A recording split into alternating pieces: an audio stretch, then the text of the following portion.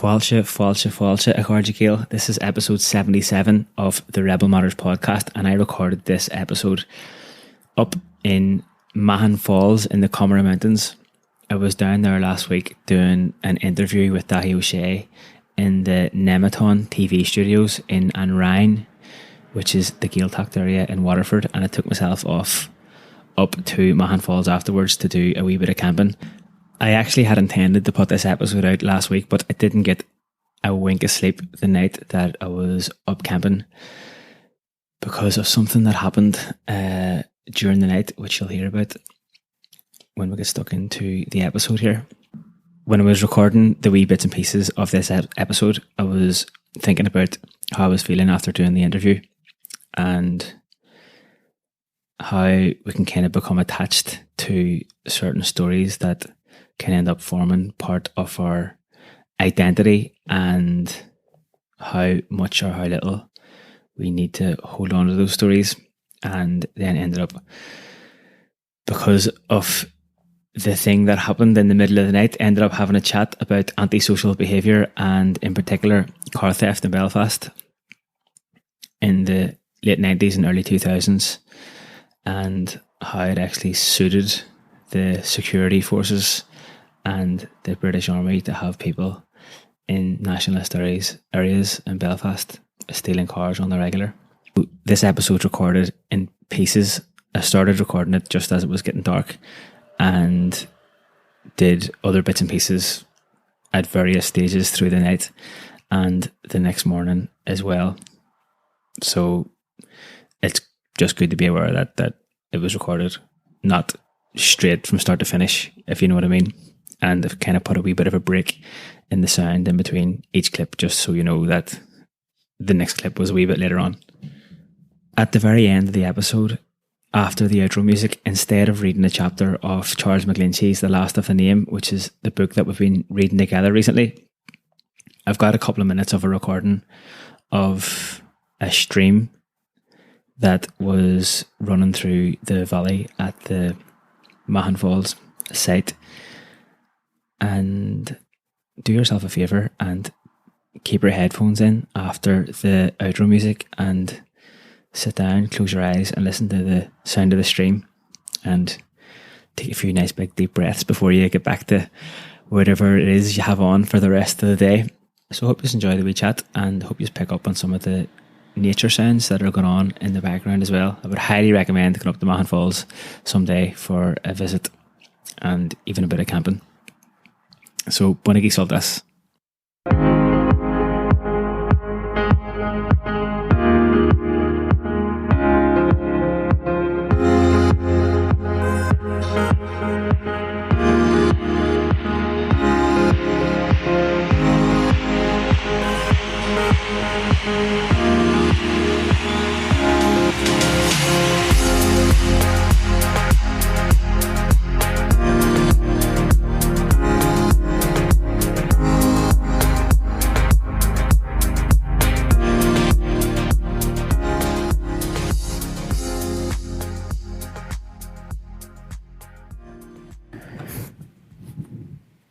What's a crack, lads?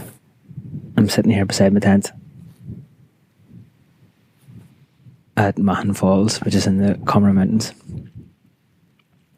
just drinking a wee bit of red wine out of the bottle, and the last of the light is just disappearing, kind of settling in for the night. So I just said to myself, might as well try and do a wee podcast. Considering that the last time that I was in the Comeragh Mountains, I did a podcast as well, walking up and to the Comeragh Lake,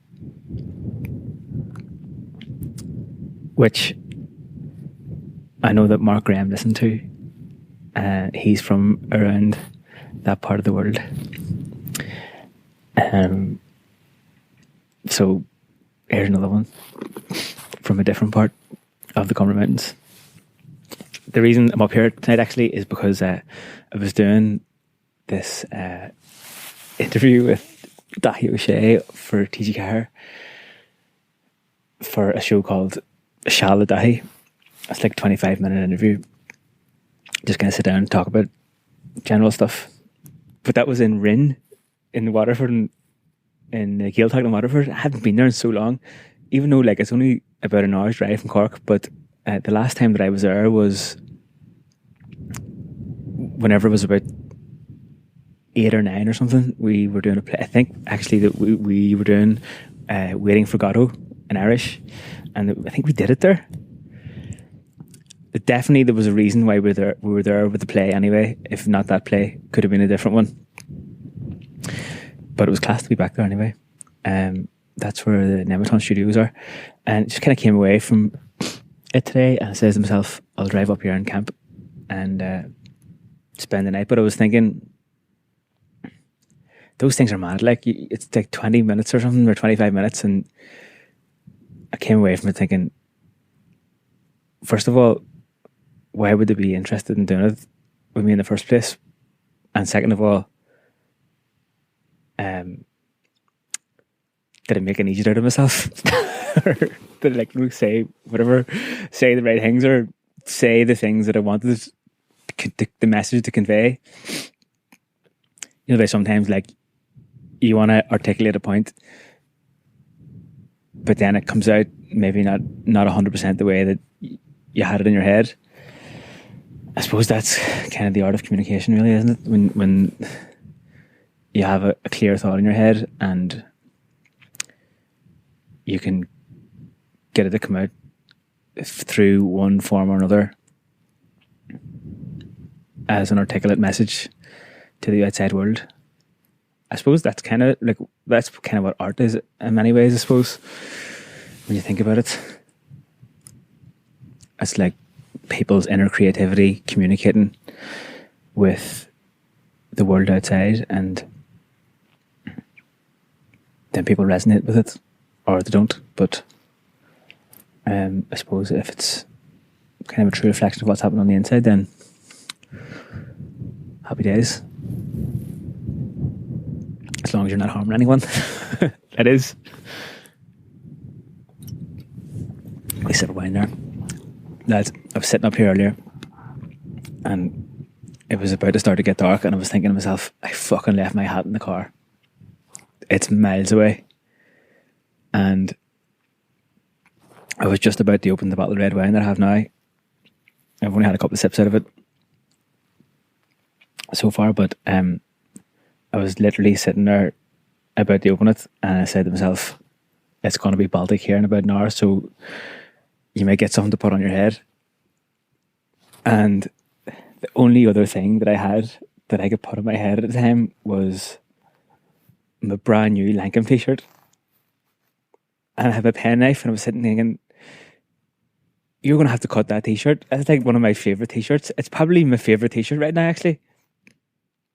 Sure, I was wearing it today underneath my jumper, going on the TV, and it's a really nice t-shirt. I was thinking, mate, you're going to have to cut that t-shirt and turn it into a hat because it's going to be fucking freezing here in a while.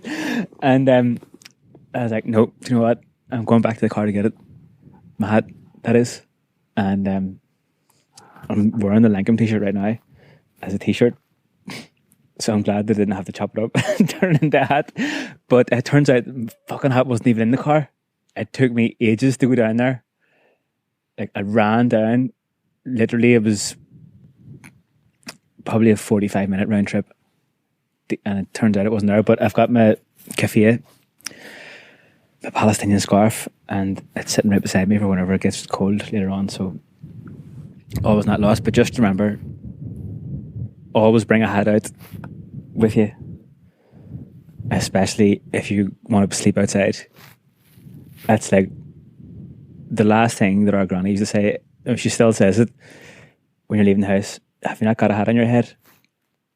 Like, even if it wasn't that cold when you were leaving, she'd be like, you should always have a hat on your head. Turns out she was right.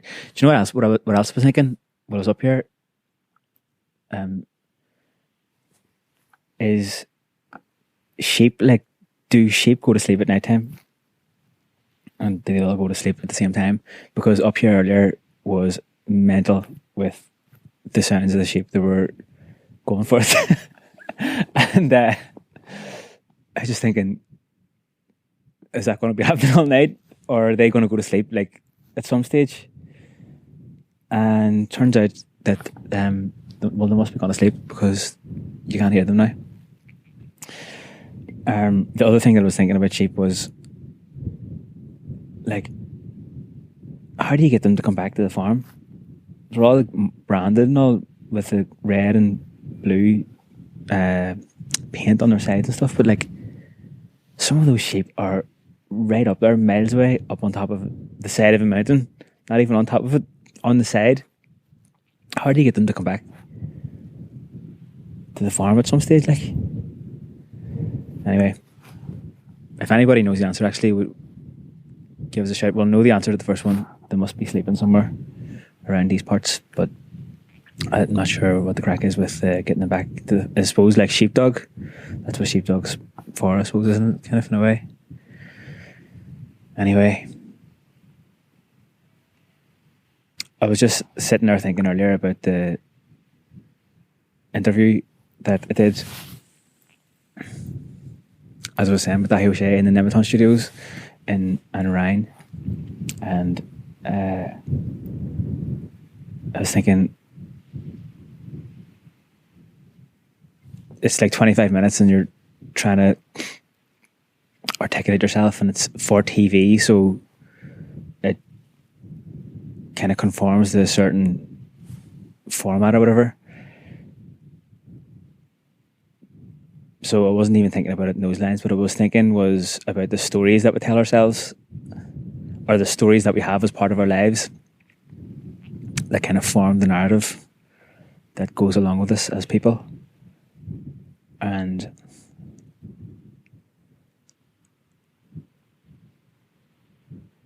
I just kind of came away from thinking it's good not to be bound by those things. You can let them go at any time. When I was driving up here, I was just thinking, at best, they're pointers in the right direction, like for where you want to be for the present moment. But then the other side of it is they can really kind of put you into a negative frame of mind if you're too attached to them.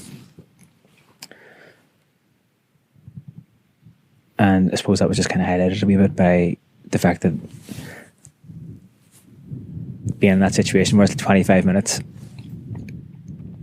and trying to get the job done, you know. And it was actually class talking to Dahi, and I feel like with the podcast and stuff is the episodes that get the best feedback most of the time are the ones that people feel that there's a connection between me and the other person on the podcast. And that was what it was like when doing the interview with Dahi earlier. We were just kind of, it was like, felt like we were just sitting there having a chat, and it was being recorded, and it's really good. But then just when you're in that frame of mind, then you just don't know what you're saying half the time. So I mean, I didn't say anything too ridiculous, but can't even remember what I said now, actually thinking about it. So we'll find out because it's going to be on TV. Then we'll know. I can kind of hear the sheep noises are actually still going. I've got headphones in at the minute. Maybe that's why I wasn't able to hear them earlier, but they're definitely still happening. If you can hear them. And hopefully the wind isn't interrupting too much either. But the last time that I was here was actually the very first time that I was using this little furry microphone cover thing that I got. The reason that I got it was because the first time that I was out in Palestine, or the second time, sorry, I was going around recording stuff and I didn't have it, and flipping wind was destroying all the recording, so I got it. And it's like, you remember the wee trolls? It's like a wee troll. The troll dolls used to be on the go during the 90s, whatever. Like one of those sitting on top of the Zoom. Anyway, I might come back and do a wee bit more recording later on. What's the crack, lads? It's me again. The stars are just all starting to appear right here, which is class. But just want to hear something funny. see that car that I rented? I think someone's after stealing it because the car park is like it's within eye shot of where I'm camping. But as I was saying earlier, when I was going down to get my hat, it's a bit of a trek. It took me, I legged it down earlier to get my hat, and I think it took me about something like 40 minutes or something to get over and back. But I was sitting here being all peaceful and stuff earlier on, just 15 minutes ago or something. Not a sound in sight except for like the waterfall and the odd sheep. Not that many of them, as we've already established that they've mostly gone to bed. But then I was literally sitting there thinking it's class not to be in a place where you can hear any kind of like human stuff, like man-made sounds or whatever. And the next thing I just heard it, a car getting the absolute shit rolled out of it. And then two cars. I was just sitting looking across. It was in the car park. And I was like, see that car that's doing those donuts? I was like, they're doing it right where my car was parked. I'm like, that car's going to get smashed to pieces if they don't be careful. And then I was sitting there thinking, hang on a second, it fucking probably is that car. So, if it is, fair play to them. I just got my set of keys in there and a new pair of shoes though that I was wearing earlier for the TV. And maybe it's just my imagination. Like maybe that car's still going to be sitting there nice and unharmed in the morning, but it remains to be seen. It remains to be seen. But there's fuck all I can do about it now because I'm sitting up the side of a mountain and it's absolutely pitch black. And even if I did go down and try and find it, which I'm not going to, I would never be able to find my tent again. And then I'd be sitting there in the car park, no car and no tent and no hat. But luckily enough, I've got my Palestinian scarf around my head now, keeping me warm. But there's actually nothing else I can do about it right now. So I'm just going to have a sip of wine and I've actually got a nice wee picnic here. I've got the bottle of red wine that I got from Bradley's on North Main Street in Cork, and I've got a big wedge of oaked smoked goo bean cheese, which is from West Cork, and I got that on the pig's back along with some of these wee kind of cracker things that have cranberries in them, and quince jelly, which I didn't even know was a thing up until 2 weeks ago, but turns out really nice to put on crackers and cheese together and have it with some red wine. So I'm going to do that now. I've also got some Joe's Farm chips, like through potato chips and beetroot chips and carrot chips, and you can get them all separately or all mixed together. I think the ones that I have now, we'll see. I can see a wee bit of light there.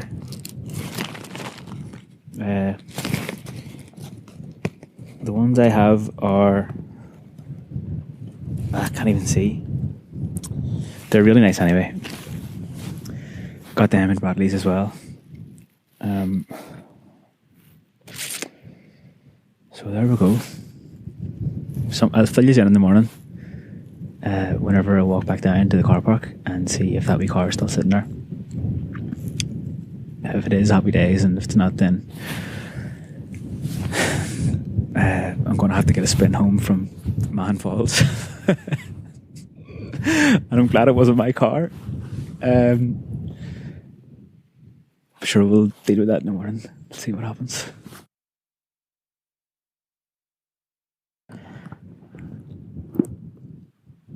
I'm just sitting here thinking about the possibility of that car being gone, and just got me kind of remembering a few stories from back in the day in Belfast and stuff about cars getting stolen, and it was happening every day up there. And there was quite a big spike in antisocial behaviour in our areas around about 2000, certainly after 1998 anyway. And I think the reason for that was that before the Good Friday Agreement, community policing was very much a thing, and it still was to a very large degree after the Good Friday Agreement was signed, but I suppose it was more visible and much more physical punishments for people who were doing things that were damaging to their own communities.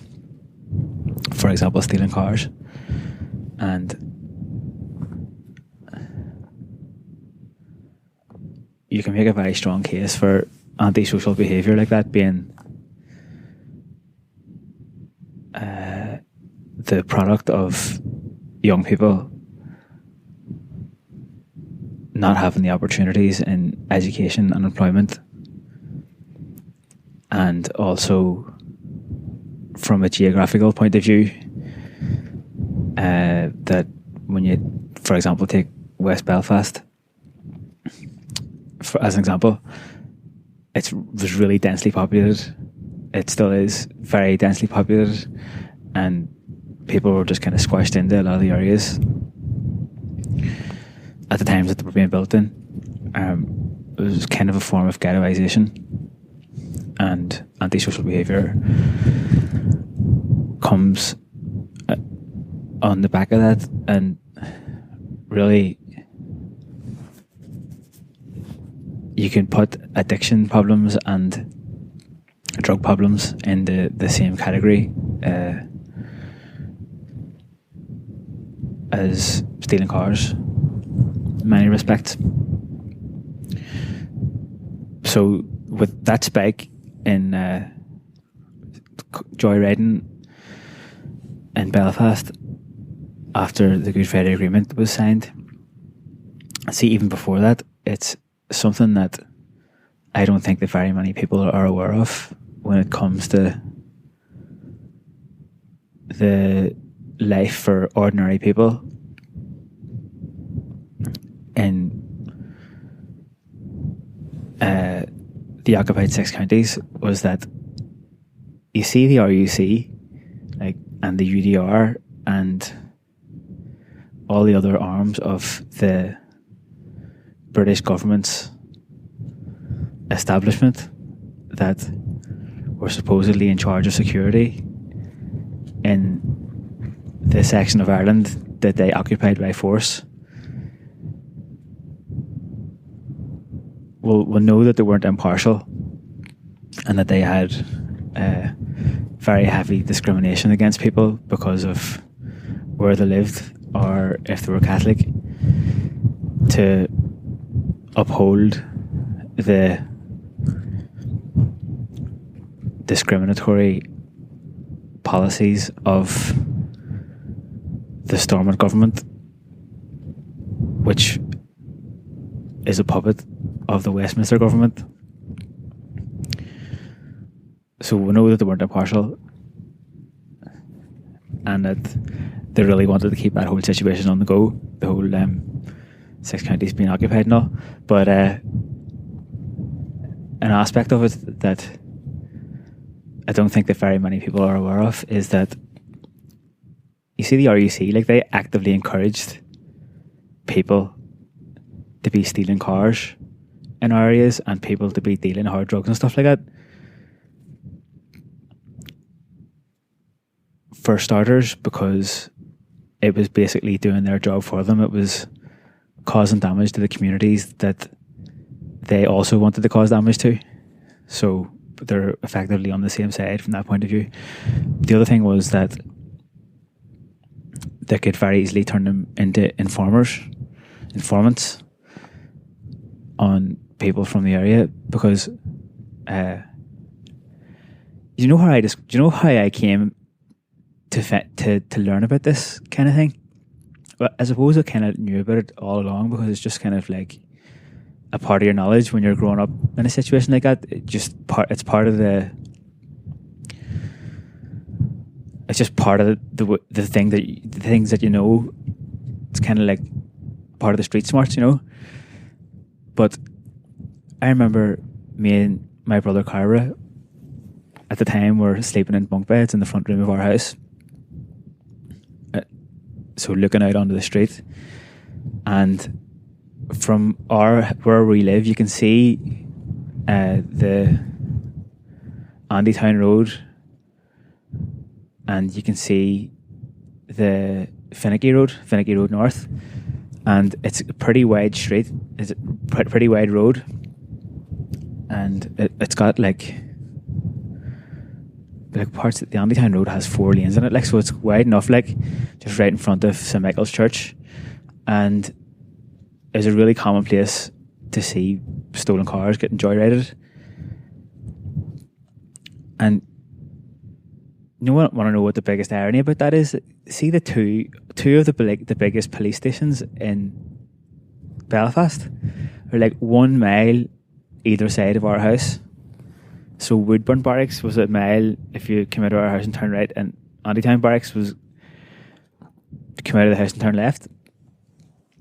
And see about, sorry, I know I'm going off on a side tangent here, but see the thing about Andytown Barracks, I think I spoke about it on the podcast before.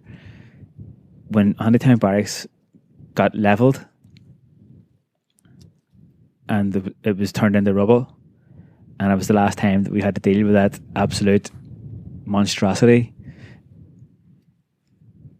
in our area, flying Union Jack and all.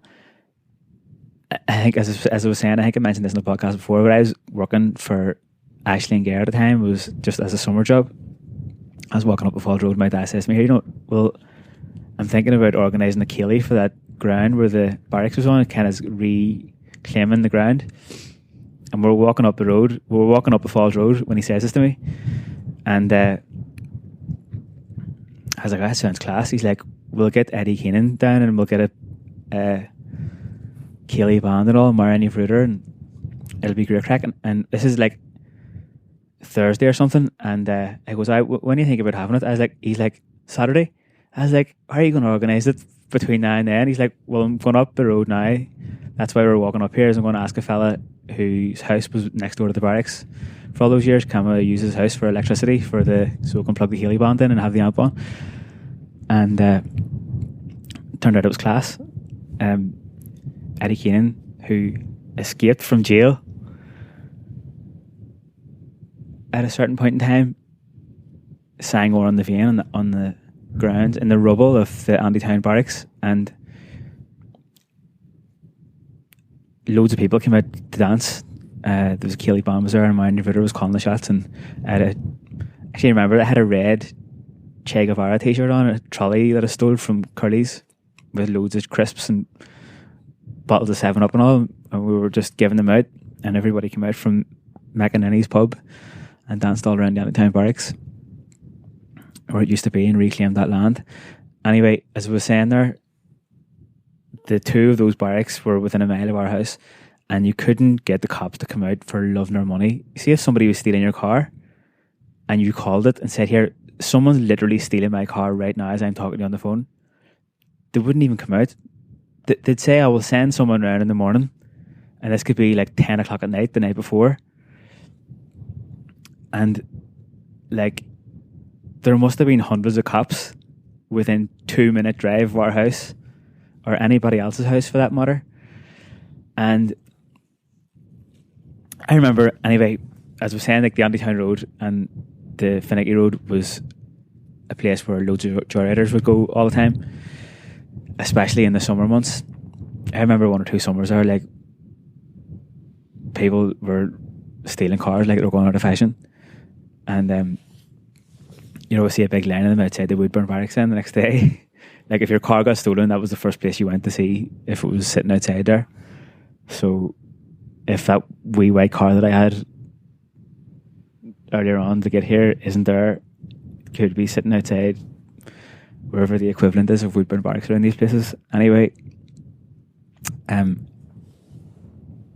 joyriders, we flying up and down the road there and just riding the absolute shit out of cars. And then our street is actually a cul-de-sac. And at the time, we were the only family really living in this street because the rest of the people were quite elderly.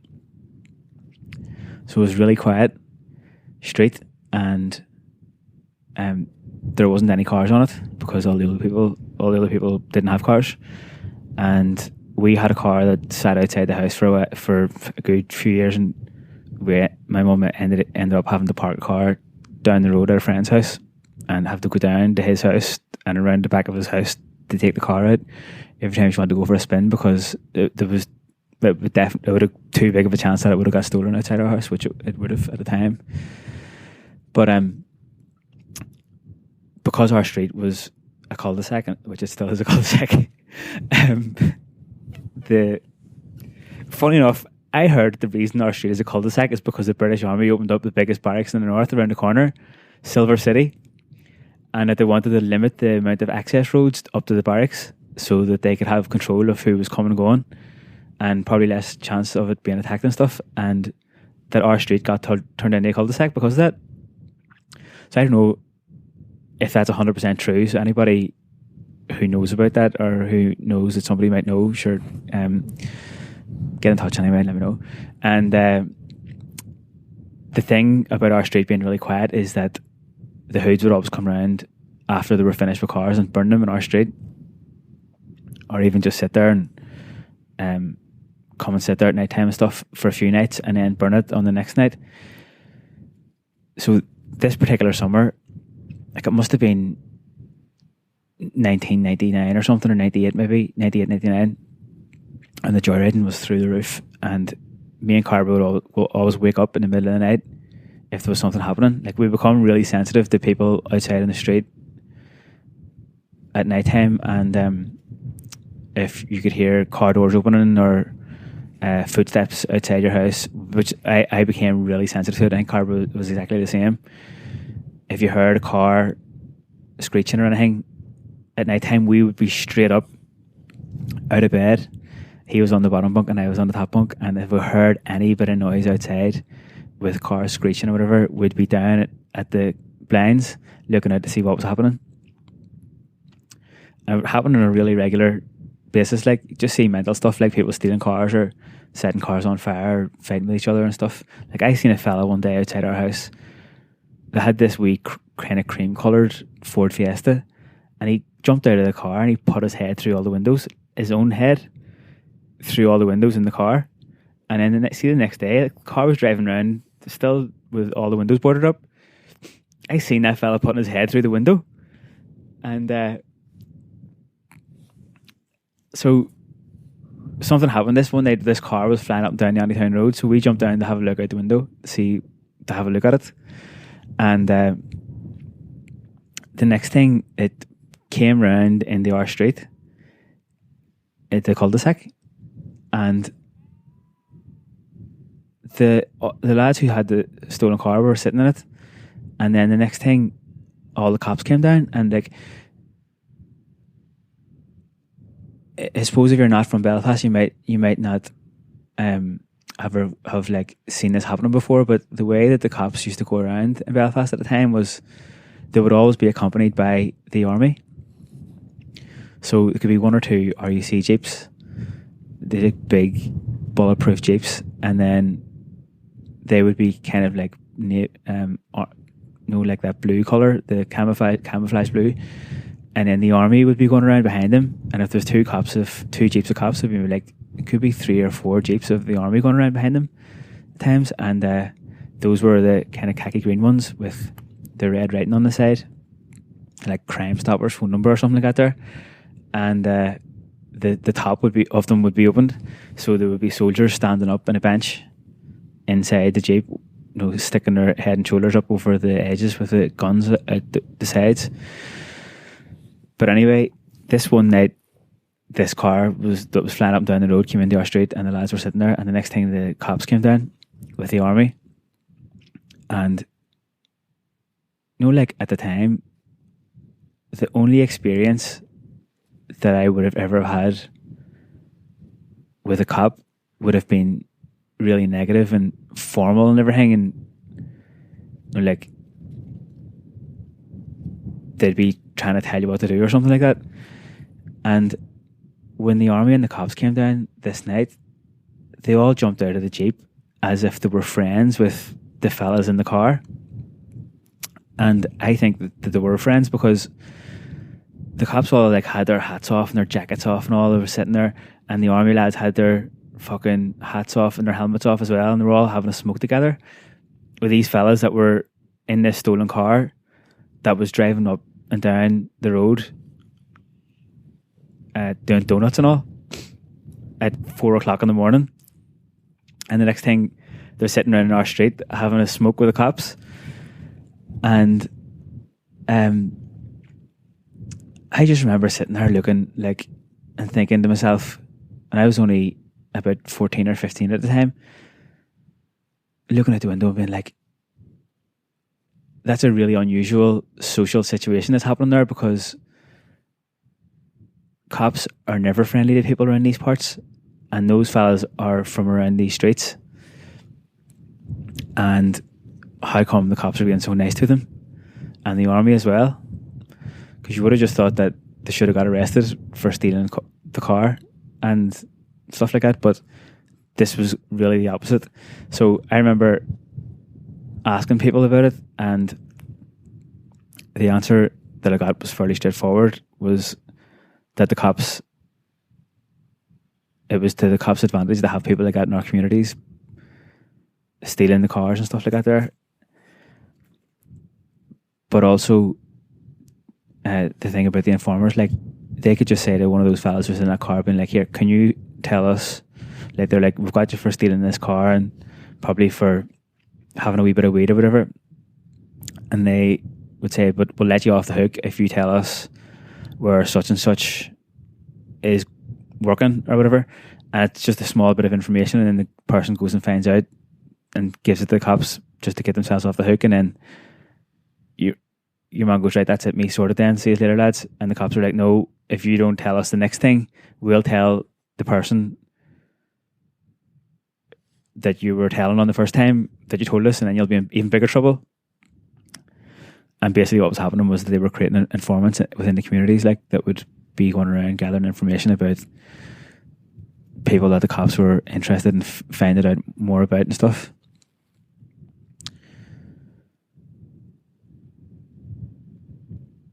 Which was, it's kind of like an unusual perspective on what was happening, because I remember another night, all these fellas obviously hated the cops, and probably wouldn't have been having anything to do with him except for the fact that they were trying to get themselves off the hook. But there was this other night at like about 5 o'clock in the morning, this car was going mental. I'm sure Comeragh remembers this as well, but there was a couple of cars going around that night, and me and Comeragh and our dad would walked out of the house to see what was happening, and we walked from our street up to the Andytown Road, and the couple of cars were going around. The cops were chasing them in a Land Rover, and you see those Land Rovers, like, they're so top heavy. You ever see one going around a roundabout? It looks like it's going to tip over. But see, when they're going fast and they're trying to take corners and all, it 100% looks like they're going to tip over. So this was happening, and then the next thing, the stolen car went upside down on the street. I was coming down Sleepon Drive, which is kind of a steep enough hill, and merging onto the Andytown Road, and it flipped upside down, and it was basically lying in the middle of the road on its head, and the cops were there as well, because the cops had been chasing it. And the next thing, like, loads of people appeared. Like, there was dozens of people in that junction with the Sleepon Drive and the Shurestown, or the Andytown Road, and everyone started throwing bottles and all the cops and shouting at them. And then the next thing, the tow truck came along and attached some chains and stuff to the car that was upside down, and like all the windows were smashed as well. And they towed the car upside down up the Woodburn Barracks, and the sparks were flying out of it, and people were firing bottles at the cops and shouting at them. And this was about 5 o'clock in the morning. Like, a wee while before this, we were just sleeping in bed, and sure enough, that car was sitting upside down outside Woodburn Barracks the next day. Like a burnt to a crisp. What's the crack, lads? I don't know if you have ever just on a really clear night light looking up the sky somewhere where there's no light pollution, when you can't see the city lights and stuff like that, or the city lights don't get in the way of the view. It's absolutely unbelievable up here. I'm just sitting with my hips inside the tent and the rest of myself outside the tent, so I can see. It's mind-boggling how absolutely miniature we are. As I've been lying here, I've been eating this thing that I actually completely forgot that I had, and I didn't mention it when I was talking about the nice food that I brought up here earlier on. But I found a vegan Snickers bar from My Goodness, and it was like Christmas when I found it. So if that car is gone tomorrow morning, I'm glad that the vegan Snickers bar wasn't in it. But also, if you go into My Goodness and ask them for any other food at the times whenever they're open to serve food, and take it away and eat it, it'll definitely help ease any problems that you're having. And I can highly recommend the vegan Snickers bar. It's good for quelling thoughts of like thinking whenever your car's gone, you're gonna be stuck up here. What's the crack, lads? It's me again. It's getting bright outside again, so I'm gonna go outside and see if that car's there. Come on with me. We're in it together now. Thought it'd be grand if we could do the unveiling. Like hella. Actually, it might not even be bright enough to see it, but we'll try.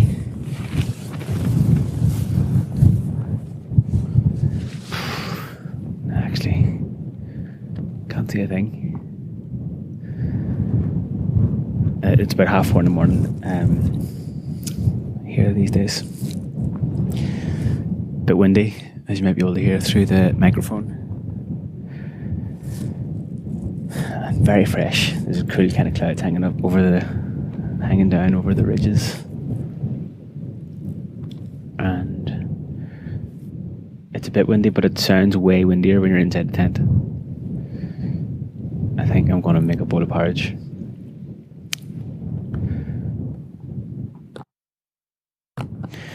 What's the crack, lads? It's me again. So, good news is, looks like the car's still there.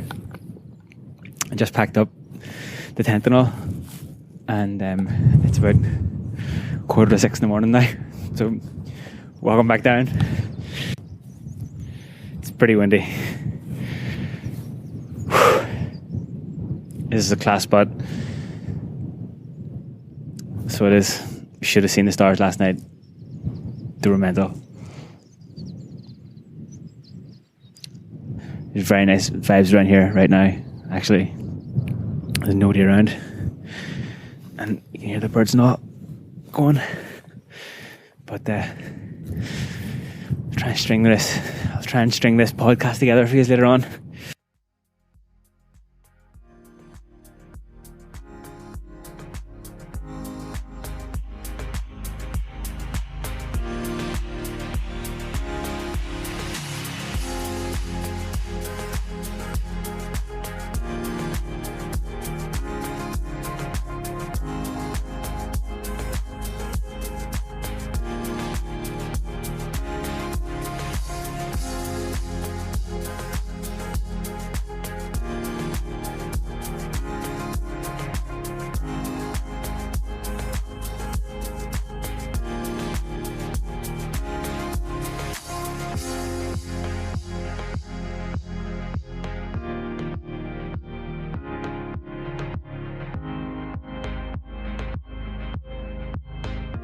soon.